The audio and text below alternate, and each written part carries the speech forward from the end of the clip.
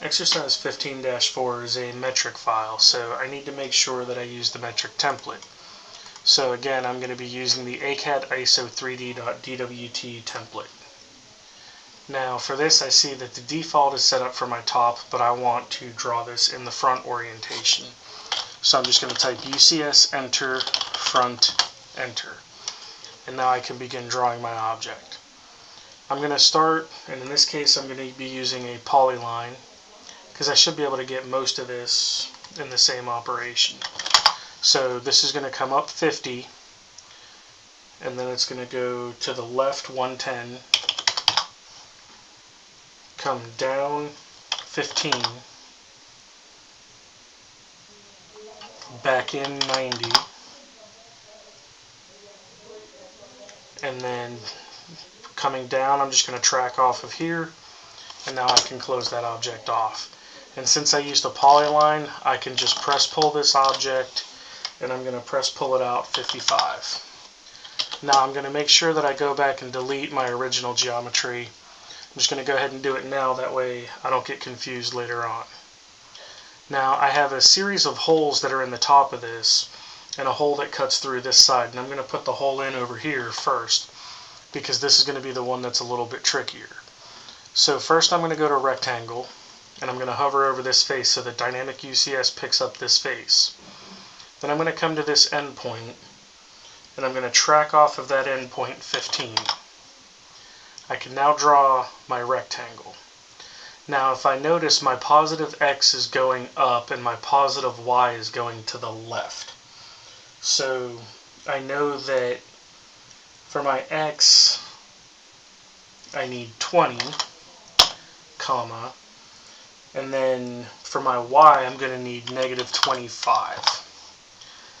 Now it's hard to see on the screen, but you can see that I've got a rectangle right here in the middle of this face. Let me see if I can highlight that so you can see it. It's right there.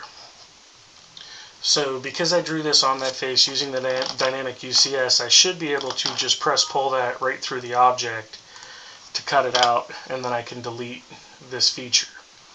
The next thing I'm going to do to create the holes in the top is I'm going to do a line hovering over this face so that I get my dynamic UCS, and then I'm just going to go from the midpoint of that line right over 35.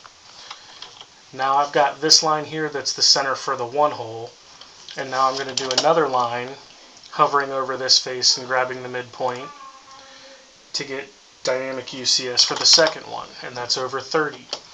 Now I could have just used the circle command and tracked off, but I just want to show you that you can use construction geometry to locate stuff. So now when I go to the circle command, again hovering over this face to make sure that the dynamic UCS is set properly, I draw my first circle, which has a diameter of 20, and then I can get rid of this line because I no longer need it. So I'll click on that line and hit the delete key. And then the other line that I'm going to do is going to be over here, and it is going to have a radius of 23. So again, I'm going to come back in here and carefully select that line and delete it. Now I can press pull this circle all the way through the bottom, and you'll notice what happens is it cuts a hole straight down through. And then I can press pull this object straight up a height of 35. Now the book doesn't make it clear whether it's 35 from the bottom edge or the top edge, so I just did 35 from the bottom edge. If you do that, you'll be fine as well. Now I want to delete the circles that I created to draw those two objects so that I can get those out of the way. And the last thing I want to do is create a circle on this face. So when I go to the circle command and I hover over this face, notice that it gives me this new OSNAP. It's called a 3D center. So I can just left click that 3D center and then put in my diameter by hitting D enter and then typing 16. And now I should be able to press pull that all the way through, and then I can just highlight that window and delete it.